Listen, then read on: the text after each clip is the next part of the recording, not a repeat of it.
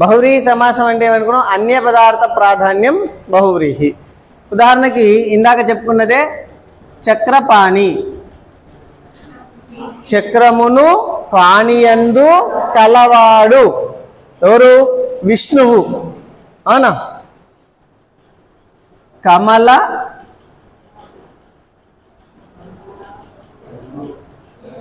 కమల గర్భుడు, కమలమును గర్భమునందు కలవాడు ఎవరు? విష్ణువు. ఓకేనా?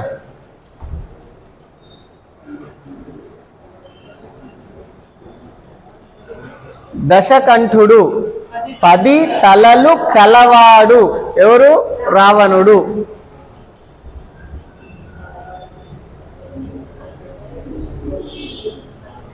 త్రినేత్రుడు, 3 కన్నులు కలవాడు. ఇట్లనే లక్ష్మీపతి, లక్ష్మికి భర్త అయినవాడు. పార్వతీపతి, పార్వతికి పతి అయినవాడు.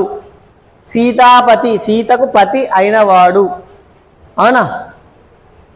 జలధరము, జలమును ధరించినది. అర్థమైందా? సో ఇట్లా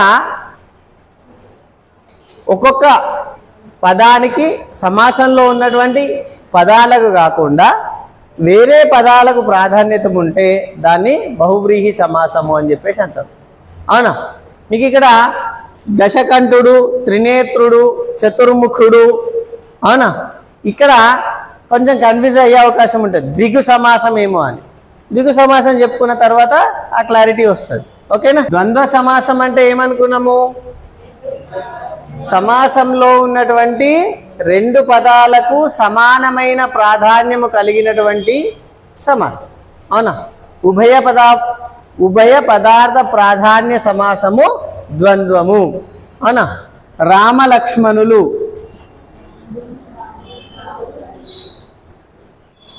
కృష్ణార్జునులు,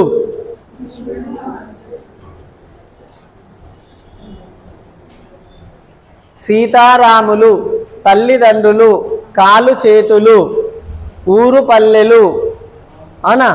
భూనభములు, కాయగూరలు, కూరగాయలు, అన్నాదమ్ములు, అక్కా చెల్లెళ్ళు, బావా బామ్మర్దులు, ఆలు మొగలు, ఎన్నైనా కావచ్చు. దీంట్లోనే 2 పదాల కంటే ఎక్కువగా ఉంటే దాన్ని బహుపద ద్వంద్వ సమాసము అని చెప్పేసి అంటారు. బహుపద ద్వంద్వ సమాసం అంటే ఏంది? సమాసంలో 2 పదాలు ఉంటే ద్వంద్వ సమాసం. సమప్రాధాన్యం కలిగినటువంటి 2 పదాల కంటే ఎక్కువ పదాలు ఉంటే బహుపద ద్వంద్వ సమాసము. సీతారామ లక్ష్మణులు, సీతారామ లక్ష్మణ ఆంజనేయులు, సీతారామ లక్ష్మణ భరత శత్రుఘ్న ఆంజనేయులు, ధర్మజ భీమ అర్జున నకుల సహదేవులు. ఓకేనా? ఇట్లా ఎక్కువ పదాలు తీసుకుంటే వాటిని బహుపద ద్వంద్వ సమాసము అని చెప్పేసి అంటారు. ఈ తత్పురుష సమాసాలు రావాలి అని అంటే విభక్తి ప్రత్యయాలు రావాలి. విభక్తి ప్రత్యయాలు మనం ఎక్కడ నేర్చుకుంటాము? విభక్తి ప్రత్యయాలు ఇవి భాషా భాగాలు నేర్చుకునేటప్పుడే విభక్తి ప్రత్యయాలు నేర్చుకుంటాము. దేంట్లో భాగంగా? అవ్యయాలలో భాగంగా నేర్చుకుంటాం. ఓకేనా? ఇవి ఎన్ని రకాలు? అసలు ప్రత్యయాలు అంటే ఏంది? పదానికి ముందు చేరి పదం యొక్క అర్థాన్ని ప్రభావితం చేసేటువంటి పదాలని ఉపసర్గలు అని చెప్పేసి అనుకున్నాం. ఈ ఉపసర్గలు 20 రకాలు ఉంటాయి. ప్రపరా ప్రతిపర్యత్యభిభ్య వానానూపసం స్వపని వినిర్దుర్ధరాప్యాజీత్సూపసర్గా ఉపసర్గాస్తు 20 అంటే 20 అంటే 20. ఏమేంటి అవి? ప్ర, అవునా? ప్ర, అవునా? పర, ప్రతి, పరి, అతి, అధి, అభి, అవ, అను, ఉప, సకు, సు, అప, ది, వి, నిర్, దుర్, ఉత్, అపి, ఆ అనేటువంటి 20 ఉపసర్గాలు. అవునా? ఆపాద మస్తకం, ఆపాద మస్తకం అంటే ఏంది? తల, పాదం నుంచి తల వరకు అని. అవునా? ఉపవాసం ఇందాక చెప్పుకున్నాం, అనుదినం, అవమానం, అభిరుచి, అధినాయకత్వం, అవునా, అతిదేశం, అవునా, పరివారం, ప్రతిదినం, పరాశక్తి, బుద్ధుడు, ప్రబుద్ధుడు, అవునా. సో ఇట్లా మనం పదాలకి ముందు చేరి పదం యొక్క అర్థాన్ని ప్రభావితం చేస్తే, వ్యతిరేకించాల్సిన అవసరం లేదు, మార్చాల్సిన అవసరం లేదు, ప్రభావితం చేస్తే. ఆగతం అంటే రండి, సుఆగతం అంటే స్వాగతం, మంచిగా రండి. సుస్వాగతం, సు ప్లస్ ఆగతం సుస్వాగతం అవుతుంది, అవునా కాదు. సో అట్లా ఇంకా మంచిగా రండి అంటే దాన్ని ప్రభావితం చేస్తే దాన్ని ఉపసర్గలు అంటారు. ఈ ఉపసర్గలు 20. రాముడు ని ఏమైంది, రాముని అయింది, అవునా. బాలికలు, అవునా. చేయికి, చేతికి, అర్థమైందా. అంటే ఏమి చేస్తున్నాయి అవి, చేతిలో, చేతి వలన ఏం చేస్తున్నాయి ఇవి. ఉన్న పదం అట్లనే ఉంటుంది, కానీ పక్కకు వచ్చి చేరడం ద్వారా ఈ పదం యొక్క అర్థం మారుతుందా లేదా. చేతిలో ఒక మీనింగ్, చేతిపై ఒక మీనింగ్, చేతి వలన ఒక మీనింగ్, చేతి యొక్క ఒక మీనింగ్, చేతి కంటే ఇంకొక మీనింగ్. అంటే ఒక పదానికి చివరన చేరి పదం యొక్క అర్థాన్ని మార్చితే లేదా ప్రభావితం చేస్తే దాన్ని ప్రత్యయాలు అంటారు. అర్థమైందా. ఒక పదానికి చివరన చేరి పదం యొక్క అర్థాన్ని ప్రభావితం చేస్తే దాన్ని ప్రత్యయాలు అంటారు. పదానికి ముందు చేరి, సత్యం అనే పదం ఉన్నది, అవునా, ఆ అనేది ముందు చేరింది. సత్యం అనే పదం ఉన్నది, ఆ అనేది ముందు చేరింది, అర్థమైందా. అప్పుడు ఈ పదం యొక్క అర్థం మారిపోయింది, అసత్యం, వ్యతిరేక అర్థం వచ్చింది, అవునా. వాసం అంటే నివాసం అనే ఒక అర్థం, ఉపవాసం అన్నారు అనుకోండి, అర్థం మారిపోయింది. స్వరం ఒక మీనింగ్ ఉంది, అప అనేది ఒక మీనింగ్ వచ్చేసి, అర్థమవుతుందా. అంటే పదానికి ముందు చేరి పదం యొక్క అర్థంలో మార్పు తీసుకొస్తే దాన్ని ఉపసర్గ అంటారు. అర్థమైందా. పదానికి చివరన చేరి పదం యొక్క అర్థంలో మార్పు తీసుకొస్తే ప్రత్యయము, పదానికి ముందు చేరి పదం యొక్క అర్థంలో మార్పు తీసుకొస్తే ఉపసర్గ. ఇది గతంలో ప్రశ్నలు అడిగినరు, చాలా జాగ్రత్తగా గుర్తుపెట్టుకోవాలి. సమాసాలలో అన్య పదార్థ ప్రాధాన్యం బహువ్రీహి, ఉభయ పదార్థ ప్రాధాన్యం ద్వంద్వము, ఉత్తర పదార్థ ప్రాధాన్యంలో వ్యధికరణ సమాసాలని మనము తత్పురుష సమాసాలు అని చెప్పేసి అనుకున్నాం. విభక్తి ప్రత్యయాలను బట్టి తత్పురుష సమాసాలలో విభక్తి ప్రత్యయాలు లోపిస్తాయి. దేంట్లోకి వెళ్ళి లోపిస్తాయి, విగ్రహవాక్యం నుంచి లోపిస్తాయి. సమాసాన్ని మనం వివరంగా రాయడం కోసం రాసే వాక్యాన్ని విగ్రహవాక్యం అంటారు.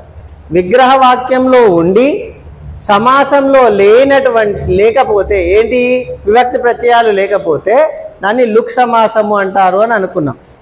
ఏ విభక్తి ప్రత్యయాలు అయితే లోపిస్తాయో ఆ విభక్తి ప్రత్యయాలను బట్టి మనం ఆ సమాసాలకి తత్పురుష సమాసాలు అని పేరు పెడతాం. ఏ విభక్తి ప్రత్యయం అయితే లోపించిందో ఆ విభక్తికి సంబంధించిన పేరుతోని ఆ తత్పురుష సమాసం పిలుస్తాం. ఉదాహరణకి డూము ఊలు ప్రథమ విభక్తి, ఆ డూము ఊలు అనే విభక్తుల్లో ఏదో ఒకటి లోపిస్తే దాన్ని ప్రథమా తత్పురుష సమాసము అంటారు. అట్లనే ద్వితీయ, తృతీయ, చతుర్థ, పంచమ అట్లా ఎగ్జాంపుల్స్ చూద్దాం.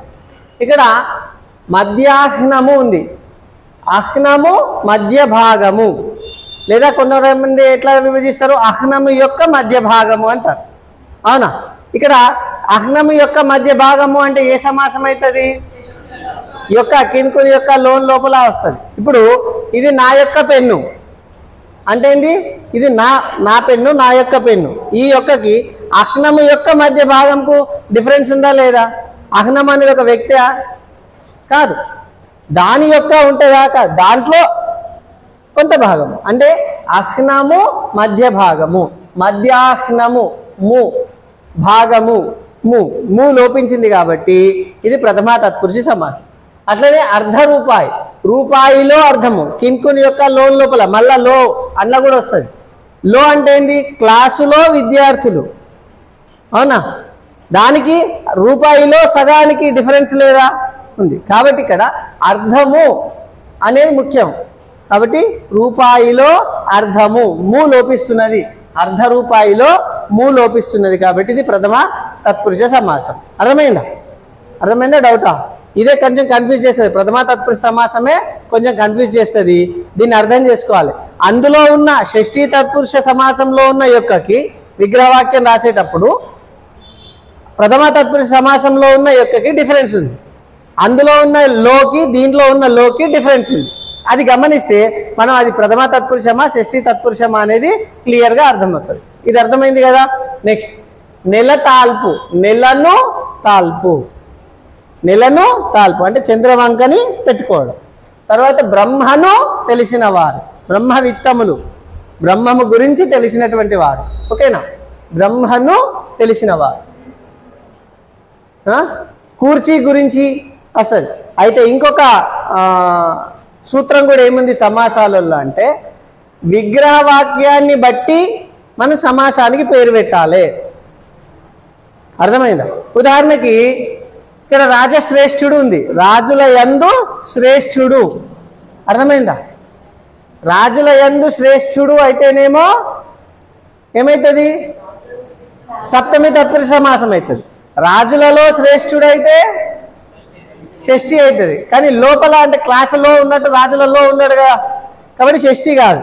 శ్రేష్ఠుడైన రాజు అని విగ్రహ వాక్యం రాస్తే విశేషణ ఉత్తరపద కర్మధారయ సమాసం అవుతుంది.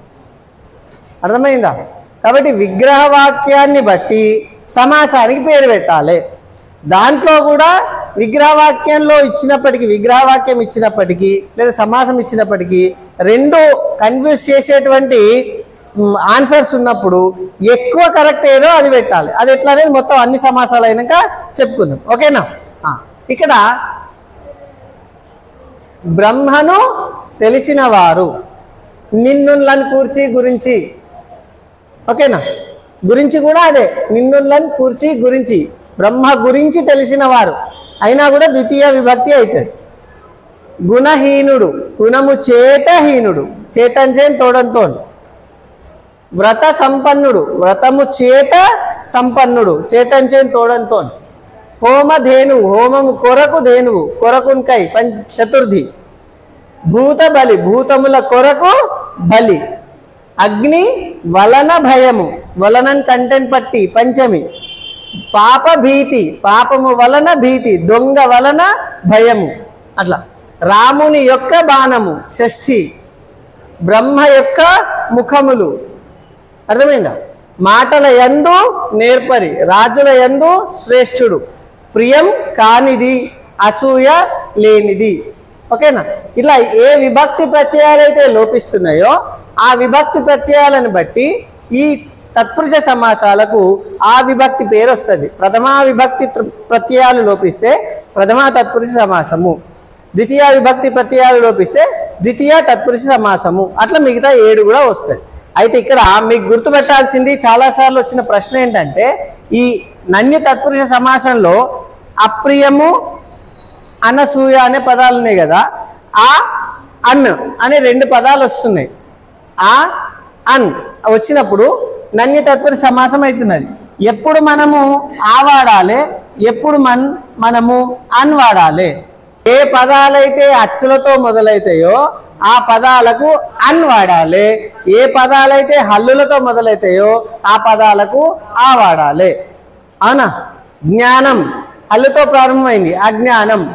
ఉపస్థితి, అనుపస్థితి అనేటువంటిది మనకు వస్తుంది. కాబట్టి నన్య తత్పురుష సమాసం రాసేటప్పుడు అచ్చులతో ప్రారంభమయ్యే పదాలకు అన్ వాడాలి, హల్లులతో ప్రారంభమయ్యే పదాలకు ఆ వాడాలి. ఇది అర్థమైందా? కర్మధారయ సమాసాలలో విశేషణము పూర్వపదముగా ఉండేటువంటి సమాసాన్ని విశేషణ పూర్వపద కర్మధారయ సమాసము అని చెప్పేసి అని అనుకున్నాం. ఇక్కడ నల్ల కలువలో నల్ల అనేటువంటిది రంగు, రంగు, రుచి, వాసన చెప్పేటువంటి అన్ని కూడా విశేషణాలు. కాబట్టి విశేషణము పూర్వపదముగా ఉంది కాబట్టి విశేషణ పూర్వపద కర్మధారయ సమాసం. అట్లనే రెండో ఎగ్జాంపుల్ వృద్ధ కపోతము. వృద్ధము అనేటువంటిది విశేషణము, దాని యొక్క ఏజ్ని తెలుపుతున్నది కాబట్టి వృద్ధముదైన కపోతము అనేది కూడా విశేషణ పూర్వపద కర్మధారయ సమాసమే అవుతుంది. అలాగే విశేషణము ఉత్తర పదముగా ఉన్న సమాసాలని, విశేషణము ఉత్తర పదముగా ఉన్నటువంటి సమాసాలని విశేషణ ఉత్తర పద కర్మధారయ సమాసము అంటారు. రాజోత్తముడు, రాజు ఉత్తముడైన రాజు, కపోత వృద్ధము, వృద్ధముదైన కపోతము. ఇక్కడ వృద్ధ కపోతము అన్నా కపోత వృద్ధము అన్నా వృద్ధముదైన కపోతం అనే రాసినాం. అవునా? అంటే సమాసములో విశేషణము పూర్వపదంగా ఉంటే విశేషణ పూర్వపద కర్మధారయ సమాసము, అదే విశేషణము ఉత్తర పదంగా ఉంటే విశేషణ ఉత్తరపద కర్మధారయ సమాసము. కానీ విగ్రహవాక్యం రాసేటప్పుడు మాత్రము వృద్ధముదైన కపోతము విశేషణాన్నే ముందు పెట్టి రాస్తాము, ముందు లక్షణాన్ని పెట్టి రాస్తాము. అవునా? నామ విశేషణాలు, క్రియా విశేషణాలు అని విశేషణాలు రెండు రకాలుగా ఉంటాయి. నామవాచకానికి ముందుంటే నామ విశేషణము, క్రియకు ముందుంటే క్రియా విశేషణం. అర్థమైంది? సో అట్లా అది. తర్వాత ఇందాక నేర్చుకున్నటువంటి తత్పురుష సమాసాలలో రాజోత్తముడు అంటే రాజులలో ఉత్తముడు అనుకున్నాం. కింకుని యొక్క లోన్ లోపల షష్ఠీ తత్పురుష సమాసం అనుకున్నాం. ఇక్కడ రాజోత్తముడు అని అంటే ఉత్తముడైన రాజు అని చెప్పేసి అనుకుంటున్నాం. ఇది విశేషణ ఉత్తరపద కర్మధారయ సమాసం అనుకుంటున్నాం. ఒకవేళ రేపు పొద్దున పరీక్షలో రెండు ఆన్సర్స్ ఇచ్చిండు అనుకోండి, ఏం చేస్తారు? రాజోత్తముడు ఏ సమాసము అని ఫస్ట్ షష్ఠీ తత్పురుష సమాసం అని, రెండోది విశేషణ ఉత్తరపద కర్మధారయ సమాసం అని ఇచ్చిండు అనుకోండి. ఎందుకు విశేషణ ఉత్తరపద కర్మధారయ సమాసము? మనం చెప్పుకున్నాం, రెండు రైట్ ఆన్సర్స్ ఉన్నప్పుడు ఎక్కువ రైట్ ఏదో దానికి, రెండు తప్పు ఆన్సర్స్ ఉన్నప్పుడు తక్కువ తప్పు ఏదో దానికి గుర్తుపట్టాలి. అర్థమైందా? ఉత్తముడు అనేది విశేషణం. అర్థమైందా? కాబట్టి అదన్నా ఇదన్నా రెండిట్లో ఏదో ఒకటి ఇచ్చింది అనుకోండి, అది తక్కువ తప్పు అవుతుంది కాబట్టి అది రైట్, ఇది ఎక్కువ రైట్ అవుతుంది కాబట్టి ఇది రైట్. అర్థమైందా? కాబట్టి విశేషణ ఉత్తరపద కర్మధారయ సమాసం అని రైట్ కొట్టాలి. అంటే దేన్ని బట్టి అవి పేర్లు వేరైనవి? విగ్రహవాక్యాన్ని బట్టి వేరే. రాజులలో ఉత్తముడు షష్ఠీ తత్పురుష సమాసం, ఉత్తముడైన రాజు విశేషణ ఉత్తరపద కర్మధారయ సమాసం. అట్లా గుర్తుపెట్టుకోవాలి.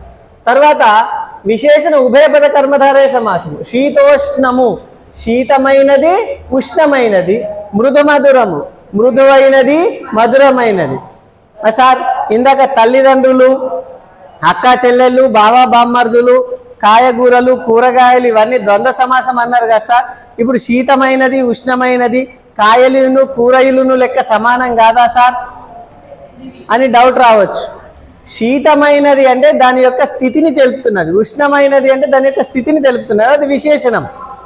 ఒకవేళ విశేషణ ఉభయపద కర్మధారయ సమాసం అని ఆప్షన్స్లో ఇవ్వకుండా ద్వంద్వ సమాసం ఇస్తే ద్వంద్వ సమాసం రైట్. ద్వంద్వ సమాసము విశేషణ ఉభయపద కర్మధారయం ఇచ్చినప్పుడు విశేషణ ఉభయపద కర్మధారయం రైట్. ఓకేనా? ఎక్కువ రైటు తక్కువ తప్పు అవి గుర్తుపెట్టుకోవాలి. అర్థమైందా? ఇక్కడ మృదువైనది మధురమైనది, మృదువైనది దాని లక్షణం, మధురమైనది దాని లక్షణం. రెండు లక్షణాలను గురించి తెలిపే పదాలే ఉన్నాయి కాబట్టి రెండు విశేషణాలే అయితే, రెండు విశేషణాలు ఉన్నాయి కాబట్టి విశేషణ ఉభయపద కర్మధారయ సమాసం అవుతుంది. ఆప్షన్స్ ఇచ్చినప్పుడు కంపారిటివ్లీ ఏది ఎక్కువ రైట్ అనేది చూసుకొని పెడితే కన్ఫ్యూజన్ లేకుండా ఉంటుంది. తర్వాత ఉపమాన పూర్వపద కర్మధారయ సమాసము. ఉపమానము అంటే ఏమిటి? అలంకారాలు నేర్చుకునేటప్పుడు వస్తుంది, ఇంకా స్పష్టంగా నేర్చుకోవచ్చు. ఒక వస్తువును మరొక వస్తువుతే అందమైన పోలిక చెప్పడం కోసం వాడేటువంటి పదాన్ని ఉపమానము అంటారు. అట్లా ఉపమానము పూర్వపదముగా ఉన్నటువంటి సమాసాన్ని ఉపమాన పూర్వపద కర్మధారయ సమాసము అని చెప్పేసి అంటారు. తేనె మాట, తేనె వంటి మాట, వంటి వంటి ఓకేనా, తేనె వంటి మాట, తేనెలాగా తీయగా ఉండే మాట. చిగురు కేలు, చిగురు వంటి కేలు, కేలు అంటే చెయ్యి, స్మూత్గా అంటే లేతగా ఉన్నటువంటి, చిగురులాగా లేతగా ఉన్నటువంటి చెయ్యి. వంటి అనేటి పదాలు వస్తే ఉపమానము, పోలికతో కూడిన పదాలు వస్తే ఆ పదాలు పూర్వపదంగా ఉంటే ఉపమాన పూర్వపద కర్మధారయ సమాసము. అదే ఉపమానం ఉత్తర పదంగా ఉంటే ఉపమాన ఉత్తరపద కర్మధారయ సమాసము. పదాంబుజములు, అంబుజముల వంటి పదములు, తామరల వంటి కన్నులు. అంబుజములు అన్నా తామరలు అన్నా ఒకటే. అందుకే మన ప్రాచీన సాహిత్యాన్ని చదివినటువంటి వాళ్ళు ఒక జోకు చెప్తా ఉంటారు. మనకి మామూలుగా కన్నులను తామరలతో పోలుస్తారు, ముక్కును తామరలతో పోలుస్తారు, చేతుల్ని తామరతో పోలుస్తారు, కాళ్ళను తామరతో పోలుస్తారు, అన కదా, శరీరాన్ని తామరతో పోలుస్తాం. అట్లనే ఒక ఆయన తెలుగులో రాసిండట, ఆమె కన్నులు తామర, ఆమె మూతి తామర, ఆమె ముక్కు తామర, ఆమె చేతులు తామర, ఆమె కాళ్ళు తామర అని. ఇంతగా తామర ఏంటంటే ఆ శరీరం అంతా గజ్జి ఉందన్నమాట. ఆమె తామర రోగం ఉంటుంది కదా, చర్మ రోగం, అట్లా ఆ తామర ఈ తామర ఒకటి కాదు. అంటే పోలిక కోసం తీసుకునేటప్పుడు శరీరంలో అనేక భాగాలని తామర పువ్వులతోని, తామర రేకులతోని, తామర కాడలతోని పోల్చుతూ ఉంటారు. అట్లా పదాంబుజములు కనుదామరలు, అంబుజములు అన్నా తామరలు అన్నా మీనింగ్ ఒకటే, కమలం పూలు ఓకేనా. పదాంబుజములు, అంబుజముల వంటి పదములు, తామరల వంటి కన్నులు. ఇక్కడ అంబుజము తామర ఉత్తర పదంగా ఉంది కాబట్టి అవి ఉపమానాలు కాబట్టి ఉపమాన ఉత్తరపద కర్మధారయ సమాసము. తర్వాత సంభావన పూర్వపద కర్మధారయ సమాసము. దీన్నే సంబోధన అని కూడా అనొచ్చు. సంబోధన, సంబోధన అంటే ఏంది? సంబోధన అంటే ఏంది? పిలుపు, పిలుస్తూ ఉంటాం, ఏదో ఒక పేరు పెట్టి పిలుస్తూ ఉంటాం, అవునా. అట్లనే సంబోధన పూర్వపద కర్మధారయ సమాసం అన్నా సంభావన పూర్వపద కర్మధారయ సమాసం అన్నా ఒకటే. ఇందూరు నగరము, ఇందూరు పేరుగల నగరము, తెలంగాణ రాష్ట్రము, తెలంగాణ పేరుగల రాష్ట్రం, అవునా. ఓ సీత, ఓ సీత, ఓ అని పిలుస్తున్నాం, అది కూడా సంబోధననే అవుతుంది ఓకేనా. సో ఇది సంభావన పూర్వపద కర్మధారయ సమాసం. అంటే పేరు ముందు ఉంటే, పేరు ముందు ఉంటే దానిని సంబోధన పూర్వపద కర్మధారయ సమాసము అంటారు. వంటి అని ఉంటేనేమో ఉపమానం, వంటి అని ఉంటే ఉపమానం, పేరు గల అని ఉంటేనేమో సంబోధన ఓకేనా. అలా గుర్తుపెట్టుకోవాలి. తర్వాత అవధారణ పూర్వపద కర్మధారయ సమాసం. అవధారణ పూర్వపద కర్మధారయ సమాసం అంటే ఏంది? అసలు అవధారణ అంటే ఏంది? అవధరించునది అంటే కలిగినటువంటిది, ఒక దాని లక్షణాన్ని కలిగినటువంటిది అవధారణ. ఇక్కడ చూడండి, విద్యాధనం, కోపాగ్ని, విద్యాధనం. విద్యకు దేన్ని ఆపాదిస్తున్నారు? ధనం యొక్క లక్షణాన్ని విద్యకు ఆపాదిస్తున్నారు. కోపానికి అగ్ని యొక్క లక్షణాన్ని ఆపాదిస్తున్నారు. అర్థమైందా? అంటే ధనము యొక్క లక్షణాన్ని విద్య అవధరించినది, పొందినది, పట్టుకున్నది, కలిగినది ఓకేనా. ధనము యొక్క లక్షణాన్ని అవధరించినది విద్య కాబట్టి ఇది అవధారణ. అగ్ని అనే లక్షణాన్ని అవధరించినది కోపము కాబట్టి కోపం అనేది అవధారణ, అవునా. విద్య అనేది ధనము, కోపము అనేది అగ్ని. ఈ అనడి అనే పదాలు మనకు రూపకాలంకారంలో వస్తాయి. అవధారణ అనేటువంటిది అంటే ఉపమాన ధర్మాన్ని ఉపమేయమునకు అవధరింపజేస్తే, ఉపమాన ధర్మాన్ని ఉపమేయమునకు అవధరింపజేస్తే రూపక సమాసం అవుతుంది. లేదా ఉపమాన ఉపమేయాలకు అభేదము చెప్తే రూపక సమాసం అవుతుంది. ఆ రూపక సమాసంలో రూపక అలంకారంలో ఉండేటువంటి సమాసాలన్నీ కూడా అనడి అని వస్తుంది. అనడి అని వస్తే అది అవధారణ పూర్వపద కర్మధారయ సమాసం అంటారు. దీనిని రూపక సమాసము అని అంటారు. అవధారణ పూర్వపద కర్మధారయ సమాసాన్నే మామూలు భాషలో అందరూ ఎక్కువగా వినియోగించేటువంటి భాషలో రూపక సమాసము అని చెప్పేసి అంటారు. రూపక సమాసం వేరు, అవధారణ పూర్వపద కర్మధారయ సమాసం వేరు కాదు. రేపు పొద్దున ఎగ్జామ్లో రావచ్చు రూపక సమాసానికి మరొక పేరు ఏమిటి అని, లేదా అవధారణ పూర్వపద కర్మధారయ సమాసానికి మరొక పేరు ఏమిటి అని రావచ్చు. అర్థమైందా? అప్పుడు ఇది గుర్తుపెట్టుకోవాలి. అర్థమైందా?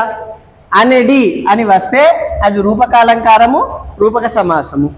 తర్వాత సంఖ్యా పూర్వపద కర్మధారయ సమాసము. సంఖ్య అంటే ఏంది? 2 చేతులు 3 కన్నులు. ఈ 2, 3 అనేటువంటివి 2, 3 అనేటువంటి ఏంటి? సంఖ్యలు. సంఖ్యలు పూర్వపదంగా ఉన్నాయి కాబట్టి సంఖ్యా పూర్వపద కర్మధారయ సమాసాలు. దీన్ని సంఖ్య గల అనే పదాలు వస్తాయి దేంట్లో? విగ్రహ వాక్యంలో. ఈ సంఖ్య గల అని వస్తే సంఖ్య పూర్వపద కర్మధారయ సమాసము. దీన్ని మామూలు లాంగ్వేజ్లో ద్విగు సమాసము అంటారు.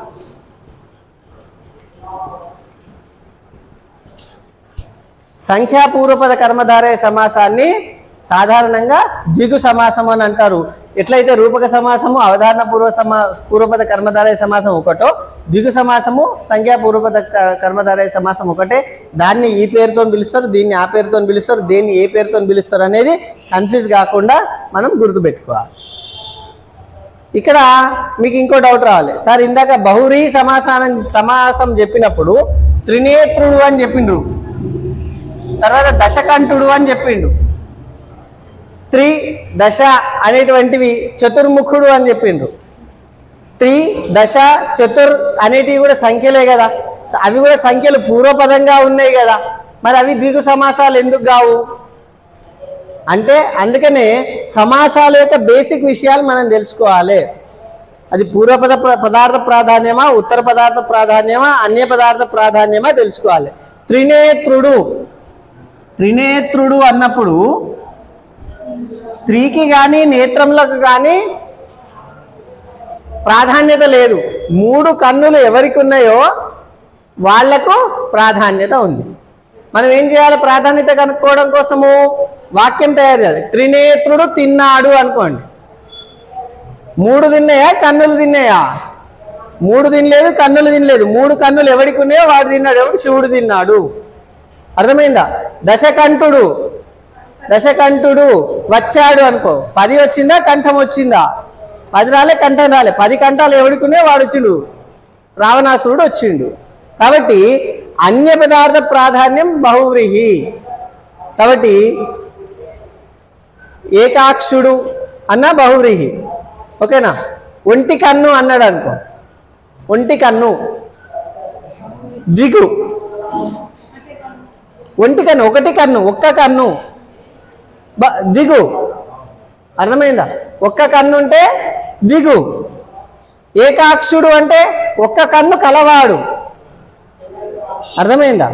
ఒక్క కన్ను కలవాడు ఏమైతుంది? బహువ్రీహి అవుతుంది. ఓకేనా? సూర్యచంద్రులు ద్వంద్వ సమాసం. ద్విగ్రహములు